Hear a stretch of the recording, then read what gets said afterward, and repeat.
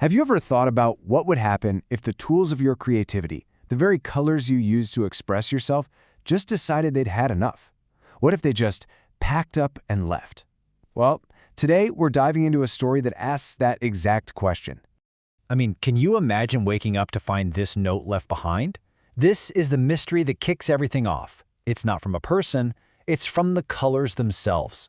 And it sets the stage for a world that has suddenly, shockingly lost all its vibrancy because the very soul of it felt taken for granted. So let's start there. A world without color. What are we actually talking about here? What's really at stake when creativity gets neglected? Okay, so you have to picture this place, Brightville. It's exactly what it sounds like. We're talking bubblegum pink houses, sky blue roads, the works.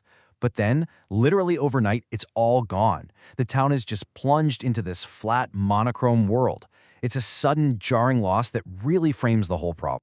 You know, this might sound like a simple fairy tale problem, but it taps into a much deeper idea. The artist Sean Tan actually explored something really similar in his book, The Lost Thing. He created this bleak, soulless city that only cared about facts, not feelings. A world literally built without any room for imagination. So both Brightville's grayness and Tan City show us the kind of emotional desert we create when art and feeling get shoved aside. So that begs the question, right? Why did the colors actually leave? To figure that out, we have to do a little investigating into the powerful and honestly often overlooked connection between color and our actual emotions.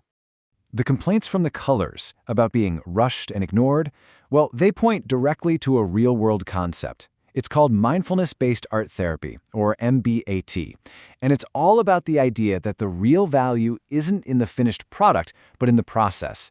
It's about paying attention and respecting the act of creating itself. And this just illustrates the point perfectly. In another great story, The Day the Crayons Quit, the crayons are actual characters with distinct feelings. I mean, look at this. Red is overworked from coloring fire engines, white feels totally invisible, and poor Peach is embarrassed because his wrapper got peeled off. They're not just tools. They're carrying all this emotion, and they're just plain exhausted from being used without any thought or care. So here's the kicker.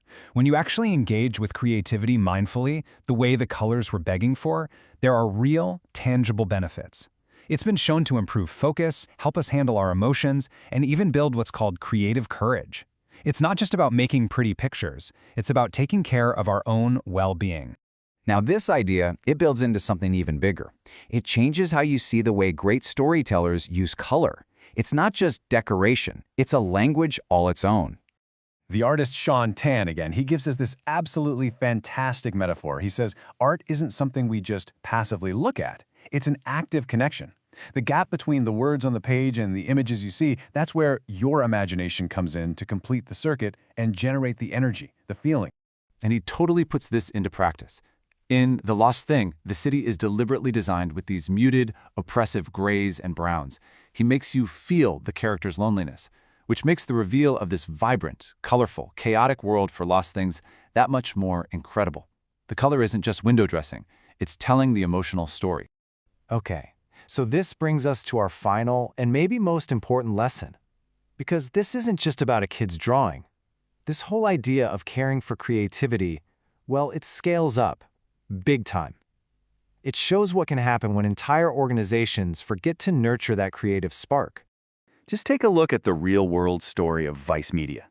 It started as this small, edgy, creative magazine, a real burst of counterculture color, and it grew into this multi-billion-dollar media giant.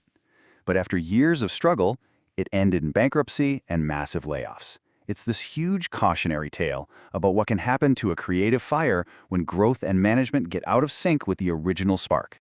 So the point is this. It doesn't matter if we're talking about a single crayon being scribbled into nothing, or a global company that loses its way. That initial creative energy, it needs constant care. It needs respect. If you ignore it or mismanage it, it can just fade away. And that brings us right back to our hero, Milo, and the solution to his big gray problem. He doesn't win the colors back by making some perfect, amazing masterpiece. No, he wins them back by changing his process, by drawing slowly, carefully, and just showing them that he values them for what they are, not just for what they can do for him. And in the end, this is the simple, powerful promise the colors make. This is the ultimate takeaway. Their presence isn't a given, it's conditional. It all comes down to care. So this story is really a reminder that creativity isn't some resource to be used up. It's a relationship, something that has to be nurtured. It's a process, not just a product. And that leaves us with a final thought to take with you. What are the creative sparks in your own life, your hobbies, your ideas, your passions, that maybe feel a little bit ignored and could use a little more mindful attention?